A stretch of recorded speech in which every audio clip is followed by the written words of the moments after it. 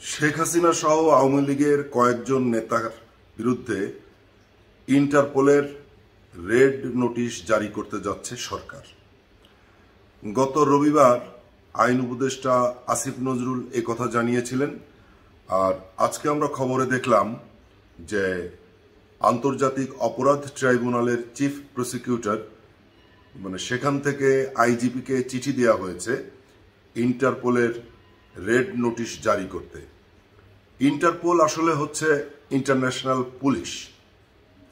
সাধারণত কোনো দেশের কোনো দাগী আসামি যদি অন্য দেশে পলাতক থাকে তাহলে তার ব্যাপারে একটা রেড নোটিশ জারি করে। রেড কয়েকটি আছে, আসলে রেড এরকম কয়েকটি কালার আছে, তা এক একটি কালারের মানে এক এক রকম। রেড নোটিশ জারি করা মানে হচ্ছে সেই আসামির দিকে সেই দেশের পুলিশ সবসময় সার্বক্ষণিক একটা নজর রাখে এবং যখন সরকার চায় তাকে ফিরিয়ে দেবে, এরকমটাই। এরকম উদাহরণ বাংলাদেশেও আছে কয়েকটি, যে রেড নোটিশ জারির মাধ্যমে কিছু আসামিকে চোখে চোখে রেখেছে সেই সমস্ত দেশের পুলিশ এবং পরবর্তী পর্যায়ে সরকার যখন চেয়েছে ফেরত দিয়েছে। তবে এটি যে সবসময় ঘটে বা ঘটবে বা ঘটেছে তা কিন্তু নয়। যে যাকে আসামি বলা হচ্ছে সে যে দেশে আছে সেই দেশ যদি না চায় তাহলে কিন্তু এটা আসলে সম্ভব নয়।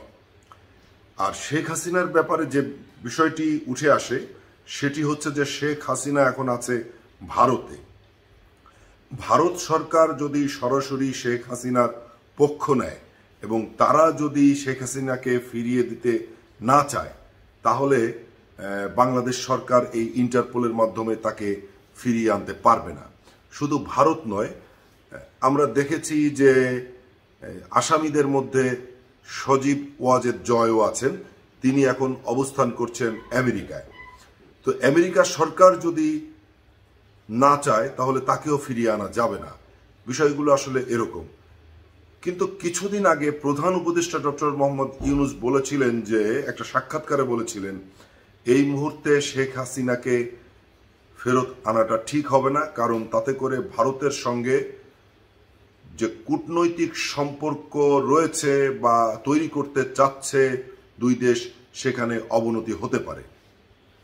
কিন্তু তারই মধ্যে আমরা দেখলাম যে শেখ হাসিনা সহ কয়েকজনের বিরুদ্ধে রেড অ্যালার্ট নোটিশ জারি করতে যাচ্ছে বাংলাদেশ সরকার। এখন দেখার বিষয় যে এটি জারি করার পরে বিশেষ করে ভারত, যেহেতু ভারতে অবস্থান করছেন শেখ হাসিনা এবং শেখ রেহানার বিরুদ্ধেও সেই একই পন্থা অবলম্বন করা হচ্ছে। তাদের বিরুদ্ধে বা তাদের ব্যাপারে ভারত সরকার কি ব্যবস্থা নেয় অথবা তাদের ব্যাপারে ভারত সরকার কি অবস্থান নেয় সেটি দেখার বিষয়। সেটি যখন জানা যাবে ভারতের অবস্থান, তখন এটি পরিষ্কার হবে যে আসলে শেখ হাসিনাকে এই সরকার ফেরত আনতে পারবে কি না। সবাই ভালো থাকবেন, সুস্থ থাকবেন।